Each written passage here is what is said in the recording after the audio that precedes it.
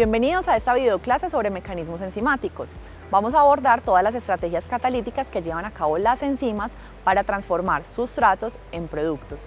Vamos a centrarnos en el mecanismo de una enzima denominada quimiotripsina, la cual es una proteasa digestiva muy importante para todos los procesos de digestión en nosotros los humanos. Y al final vamos a mostrar diferentes ejemplos de estrategias catalíticas de otras enzimas como la papaína y también como las metaloproteasas. Espero que disfruten mucho esta clase. Los mecanismos enzimáticos nos van a permitir entender cómo los sustratos se transforman en productos. Una vez la enzima está enlazada con su sustrato, vamos a ver que los aminoácidos de la enzima en el sitio activo van a desempeñar diferentes papeles. Inicialmente vamos a tener los aminoácidos catalíticos. Los aminoácidos catalíticos van a ser los que están directamente implicados en la conversión del sustrato en un producto, ¿cierto? Son los que van a permitir, por ejemplo, realizar ataques nucleofílicos, donar o aceptar protones del sustrato o de otros aminoácidos. Entonces, digamos que en resumen van a estar directamente implicados en esta transformación del sustrato en un producto.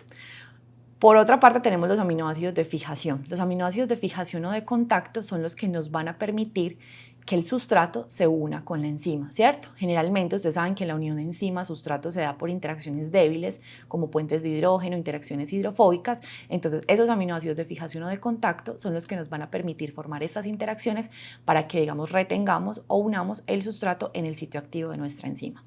Y por último tenemos los aminoácidos conformacionales. Los aminoácidos conformacionales directamente no están implicados o relacionados con la catálisis que la enzima lleva a cabo, pero son fundamentales porque son los que mantienen la estructura tridimensional de la enzima, la estructura por lo tanto del sitio activo, y ustedes saben que la estructura del sitio activo, esa tridimensionalidad es la que es fundamental para que pueda interaccionar con el sustrato, ¿cierto?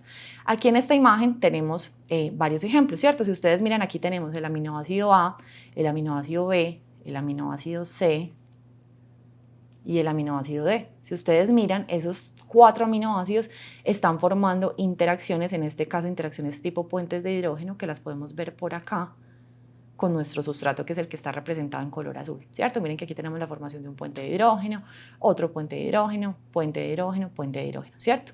Pero si ustedes miran, este aminoácido, que tiene una cadena lateral ácida, es el que directamente va a realizar, ¿cierto?, un ataque nucleofílico, el que me va a permitir, digamos, desenlazar ese mecanismo de reacción sobre este, que es el enlace que se va a romper, que si lo miran bien en este caso es un enlace peptídico. ¿Listo?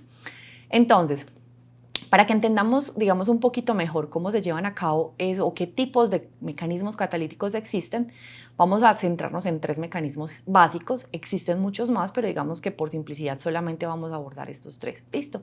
Esos mecanismos, una vez, como les dije ahorita, una vez el sustrato está unido en el sitio activo de la enzima, vamos a ver que estos mecanismos son los que nos van a permitir la ruptura de los enlaces del sustrato y la formación de nuevos enlaces. Entonces, esos mecanismos van a ser los mecanismos de catálisis ácido-base general, un mecanismo denominado catálisis ion-metal, y por último vamos a abordar un mecanismo que se denomina la catálisis covalente.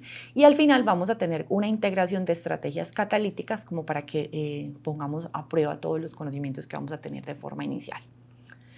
Entonces, vamos a empezar con la catálisis ácido-base general. Si ustedes de pronto hacen un repaso de sus conocimientos de química orgánica, recordarán que según Bronsted y Lowry, un ácido es una especie capaz o una especie química capaz de donar protones y una base es una especie química capaz de aceptar protones, ¿cierto?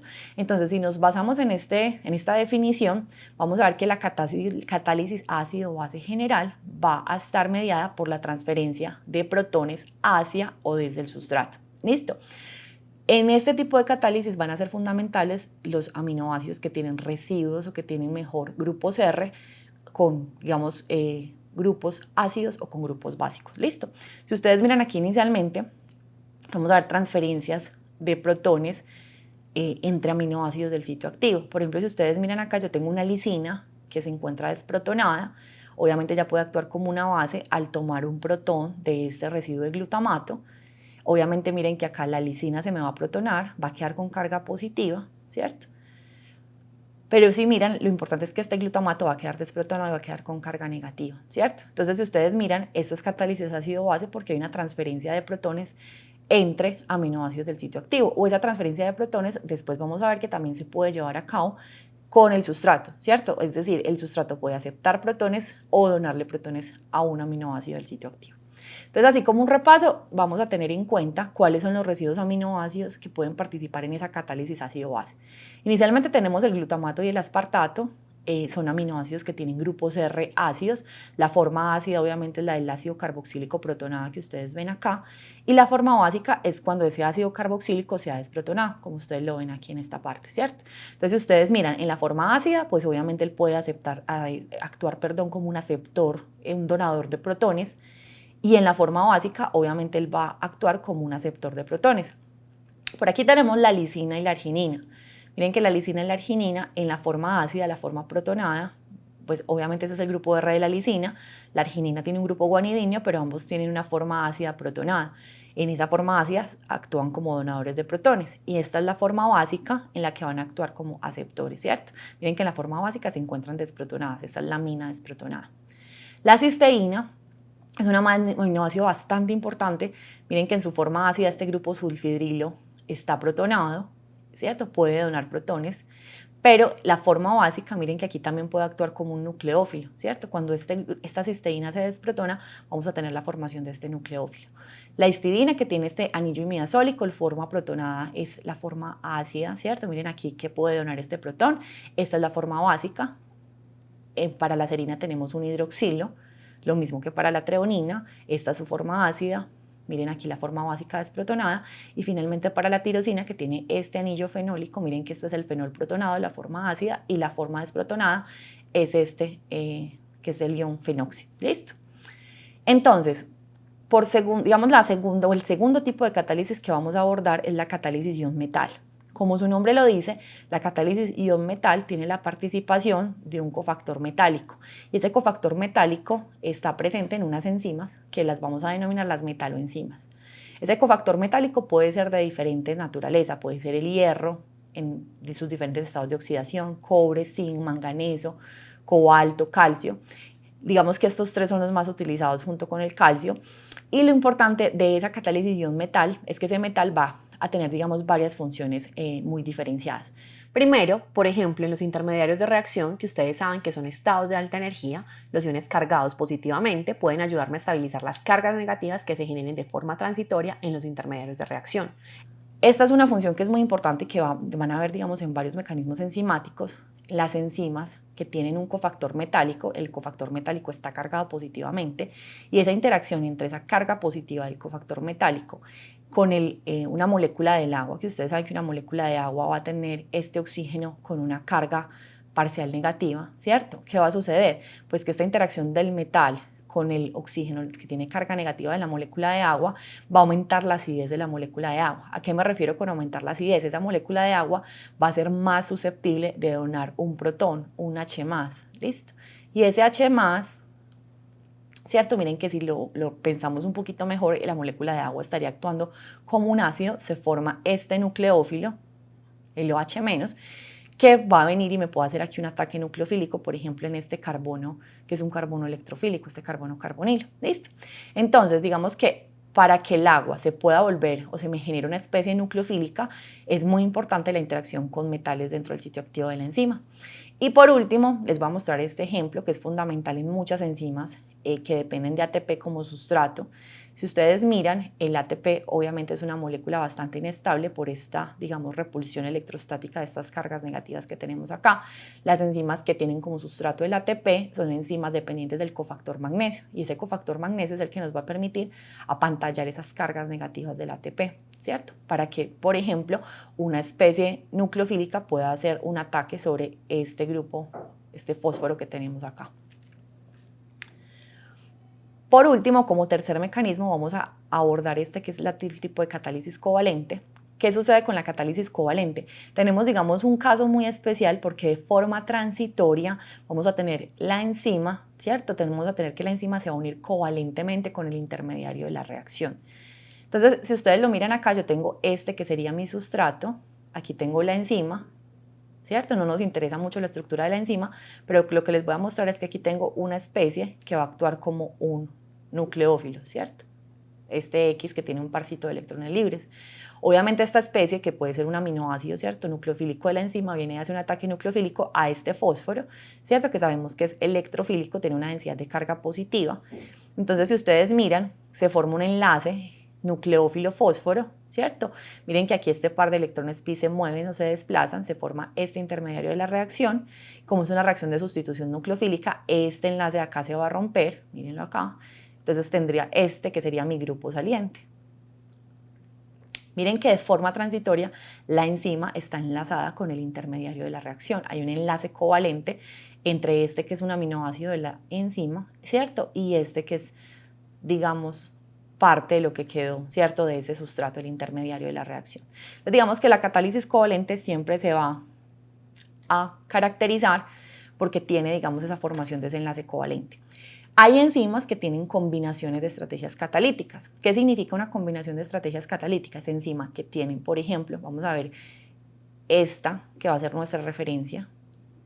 Es una enzima que ahorita la vamos a abordar, se llama la quimiotripsina, es una proteasa, y la quimiotripsina tiene un mecanismo que combina tanto una catálisis ácido-base general como una estrategia covalente. Entonces, hay enzimas que pueden tener o combinar varios mecanismos. ¿Listo?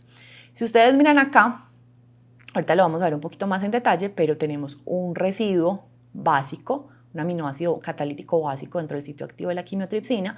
Ese aminoácido viene y desprotona un residuo de serina del sitio activo que está en la posición 195.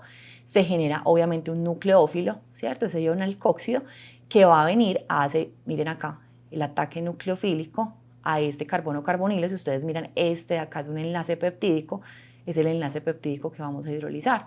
Entonces, si ustedes miran, cuando se viene y se hace ese ataque nucleofílico, el grupo saliente o el enlace que se va a romper es el enlace carbono-nitrógeno. Entonces, si ustedes miran, este es el producto de la reacción. Si ustedes lo detallan muy bien, yo logré romper el enlace peptídico. Este es el péptido que sale con el extremo amino. Y miren que acá de forma transitoria voy a tener parte, ¿cierto? Este va a ser lo que en el futuro va a ser el extremo carboxilo de mi péptido, pero miren que está unido covalentemente con la serina del sitio activo. Entonces, por esta razón, el mecanismo es un mecanismo covalente y como en la parte inicial hubo transferencia de protones inicialmente desde un aminoácido básico, ¿cierto? Este aminoácido tomó un protón de la serina y posteriormente se generó el nucleófilo para hacer el ataque. Miren que aquí esta transferencia de protoncitos es la que me va a explicar, ¿cierto? Me va a generar una catálisis ácido-base general. ¿Listo? Entonces, digamos que esa catálisis covalente, ¿cierto? Tenemos aquí otro ejemplo para que ustedes lo visualicen, un ejemplo muy similar al que les acabo de mostrar con la quimiotripsina. Miren que tengo aquí este aminoácido nucleofílico que va a venir a atacar este carbono carbonilo. Miren que se desplazan los electrones pi, se forma este intermediario de la reacción. Este va a ser el enlace que se rompe, el carbono y Y que va a ser el grupo saliente. Miren que aquí tengo mi grupo saliente.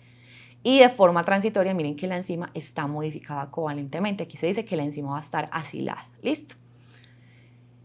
Entonces, vamos a abordar, digamos, ya en detalle todo lo que sería la quimiotripsina. La quimiotripsina es una proteasa muy importante para nosotros los humanos, es una proteasa digestiva. Cuando nosotros nos alimentamos de proteínas, la quimiotripsina va, digamos, a jugar un papel fundamental en que podamos hidrolizar o romper los enlaces peptídicos de esas proteínas que consumimos en la dieta. O sea que en la parte digestiva es una proteasa esencial para nosotros los humanos. Se sintetiza en el páncreas como un zimógeno. ¿Qué significa un zimógeno? Un zimógeno es la versión inactiva de una enzima, en este caso la versión inactiva de la quimiotripsina. Solamente ese zimógeno, esa quimiotripsina en su versión de zimógeno, se activa cuando, digamos, tenemos la necesidad de llevar a cabo la catálisis o el rompimiento de un enlace peptídico. Es una proteasa que tiene mayor especificidad para romper enlaces peptídicos que sean adyacentes a aminoácidos aromáticos y voluminosos como la fenilalanina, la tirosina y el triptófano. ¿Listo? Y como les dije anteriormente, vamos a involucrar dos tipos de mecanismos. Primero vamos a ver que inicia con un mecanismo ácido-base y posteriormente se va a desatar un mecanismo de catálisis covalente. Por eso es que tenemos una combinación de estrategias catalíticas. La quimiotripsina, dentro de su sitio activo, va a tener algo que se denomina la tríada catalítica. ¿Qué es la tríada catalítica de una enzima? Ese término se refiere a que vamos a tener 3 residuos de aminoácidos a 3 aminoácidos catalíticos dentro del sitio activo de la enzima. Esas tríadas catalíticas son muy comunes en enzimas como las proteasas, las estearasas, las lipasas. Y digamos que esa tríada catalítica siempre va a tener como ciertas características comunes.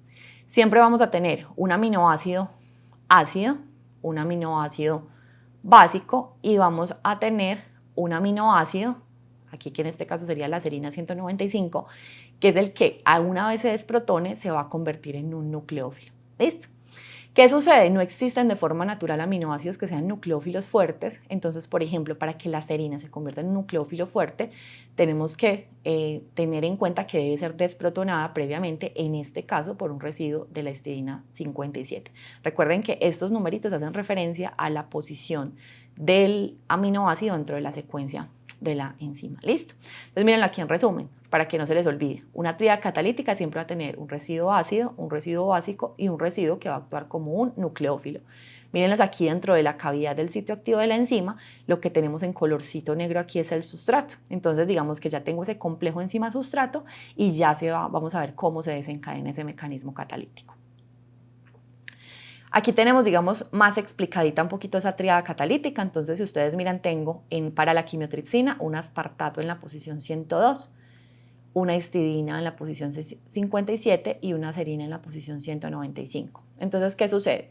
El aspartato, de forma natural, en el sitio activo de la quimiotripsina se encuentra desprotonado, se encuentra con carga negativa, ¿cierto? O sea, se encuentra en su forma básica. Esto es fundamental para que él pueda establecer una interacción tipo puente de hidrógeno que ustedes ven aquí con el aminoácido histidina en la posición 57. Esta interacción es la que me va a permitir fijar la histidina 57 para que pueda hacer el ataque la toma de un protón de la serina 195. Entonces miren que este anillo imidazólico va a estar aquí fijo por este puente de hidrógeno que tenemos acá. Y esa histidina, si ustedes piensan, aquí tenemos un parcito de electrones libres, entonces ella va a tomar un protón, desprotona la serina. Obviamente la histidina, cuando toma ese protón, queda en esta que es su forma ácida, su forma protonada, y cuando la serina 195 pierde ese protoncito, vamos a tener la formación de este ion que se denomina el ion alcóxido. Es el nucleófilo que me va a desencadenar el mecanismo de reacción. Entonces vamos a ver el paso a paso.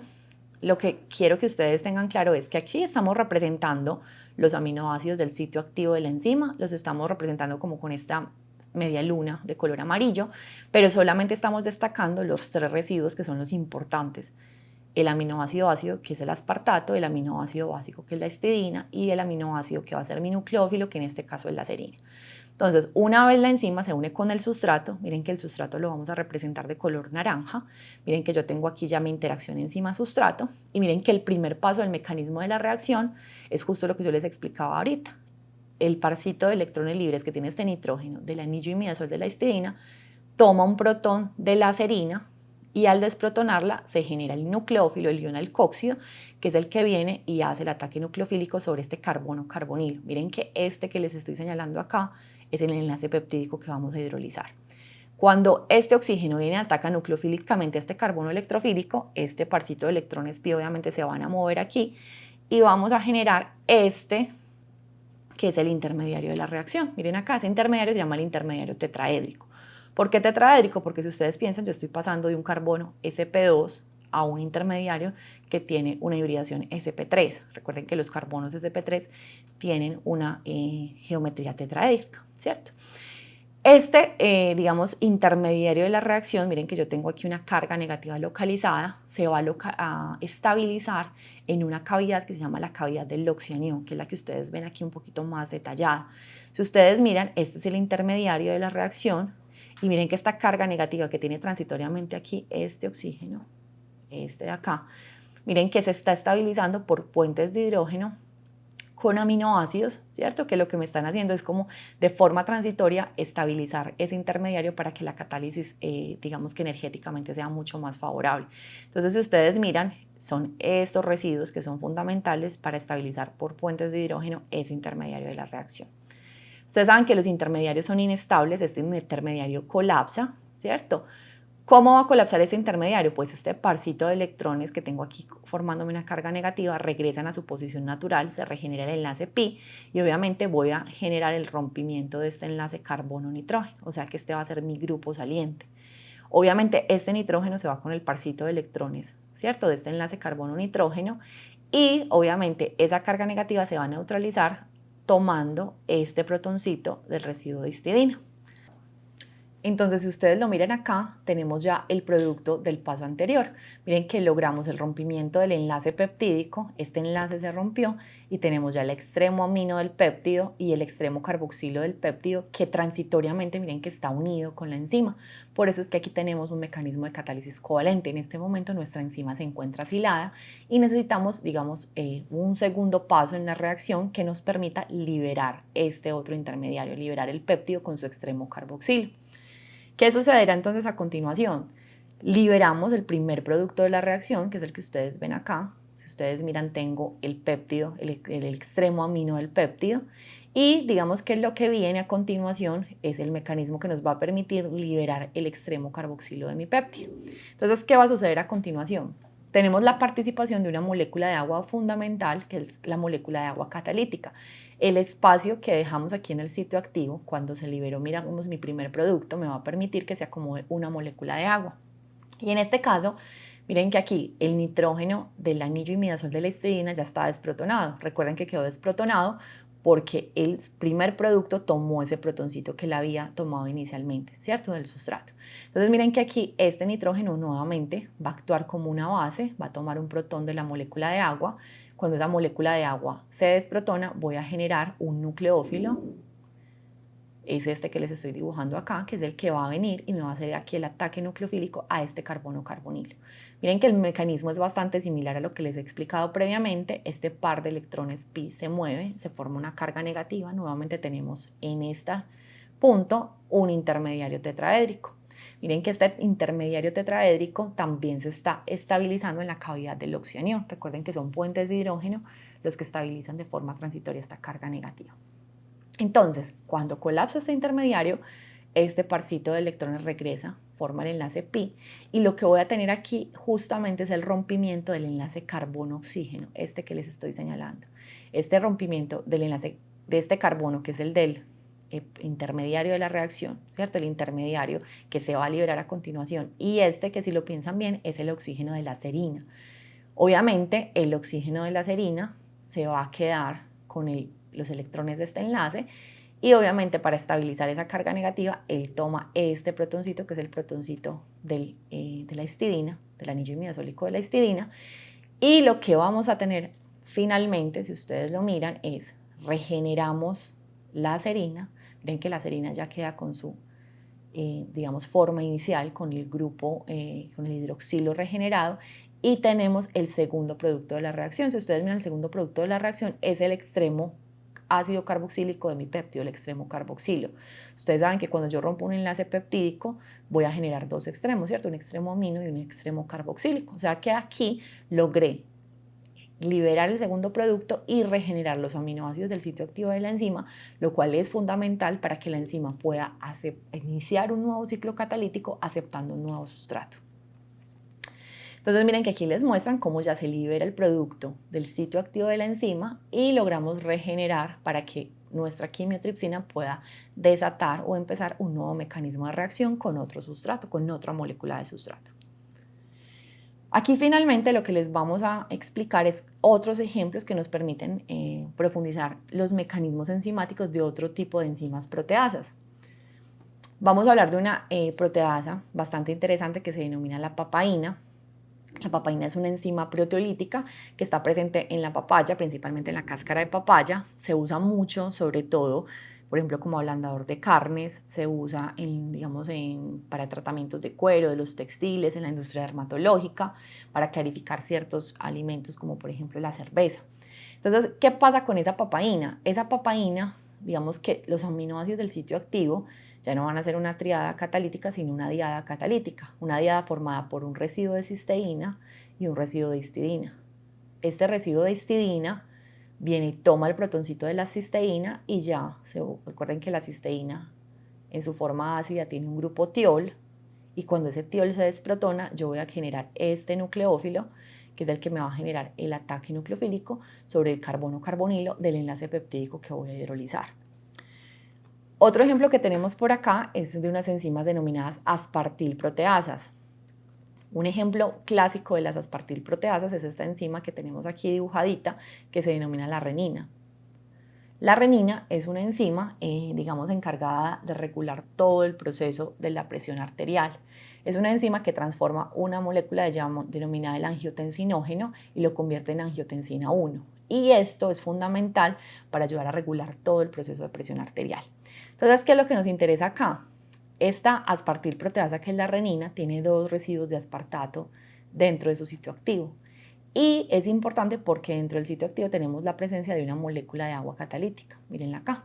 Entonces, ¿qué va a suceder? Obviamente uno de estos residuos de aspartato desprotona la molécula de agua y va a generar el nucleófilo para que me haga el ataque nucleofílico sobre el carbono carbonilo del enlace peptídico que voy a hidrolizar. Esta molécula de aspartato que ustedes ven acá lo que hace es ayudar a fijar esta molécula de agua catalítica. Y por último vamos a tener como ejemplo unas enzimas denominadas las metaloproteasas, que como les dije inicialmente, las metaloproteasas son enzimas que dependen de cofactores metálicos. En este caso vamos a hablar de una metaloproteasa que se denomina la termolicina. Y la termolicina es una metaloproteasa aislada de una bacteria, esta de acá, que se llama Bacillus thermoproteolyticus, y es una metaloproteasa dependiente de zinc. Esta en la esferita verde que ustedes ven aquí en el centro, estos son los aminoácidos del sitio activo. Miren que aquí tengo un cofactor zinc, que obviamente tiene carga 2 más. Entonces, si ustedes lo miran acá, este zinc, que obviamente tiene carga positiva, está coordinado por los anillos imidazólicos de residuos o aminoácidos histidina. Acuérdense que este nitrógeno, el anillo imidazol, tiene un par de electrones libres, por ende tiene una densidad de carga negativa. Este también, que me ayuda a fijar el cofactor zinc. Listo. Tenemos la presencia de un residuo de glutamato y una molécula de agua catalítica que interacciona directamente con este cofactor zinc. Como les dije inicialmente, el cofactor zinc lo que va a hacer es aumentar la acidez de la molécula de agua, hacerla más susceptible de que pierda un protón, ¿cierto? Que se desprotone para generar el nucleófilo de la reacción. ¿Y cómo vamos a hacer que la molécula de agua, digamos, pierda ese protón? Obviamente aquí va a estar el glutamato, que viene y toma un protón de la molécula de agua y genero, ¿cierto?, el nucleófilo, que es el que va a hacer el ataque nucleofílico sobre el enlace peptídico que se va a hidrolizar. Este es como el resumen de lo que les acabo de mostrar. Miren aquí, este sería el sustrato para cisteína proteasa, metaloproteasa y aspartilproteasa. Miren que solamente estamos representando ese enlace peptídico que, digamos, se va a hidrolizar, o más que el enlace peptídico, estamos representando aquí el carbono carbonilo del enlace peptídico y que va a ser susceptible de ser atacado nucleofílicamente. Entonces, miren aquí lo que les decía, en cisteína proteasas, el nitrógeno de la histidina me va a desprotonar la cisteína, el grupo tiol de la cisteína, en el nucleófilo que viene hacia aquí el ataque nucleofílico. En una metaloproteasa, un aminoácido como el glutamato desprotona la molécula de agua gracias a que ella está interaccionando con el zinc, que aumenta su acidez, genera el nucleófilo que me genera este ataque sobre este carbono carbonilo. Y por último, miren que tengo aquí en las aspartilproteasas este residuo de aspartato, me desprotona la molécula de agua, genero el nucleófilo y vengo y hago acá este ataque nucleofílico sobre este carbono carbonilo que tenemos aquí el sustrato. Miren que, como les dije anteriormente, este residuo de aspartato me está ayudando en este caso a fijar el sustrato.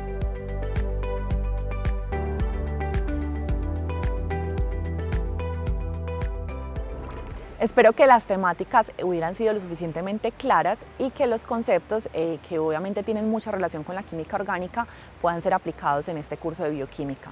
Las dudas se pueden abordar a través de la plataforma de UDI Arroba o directamente con el tutor.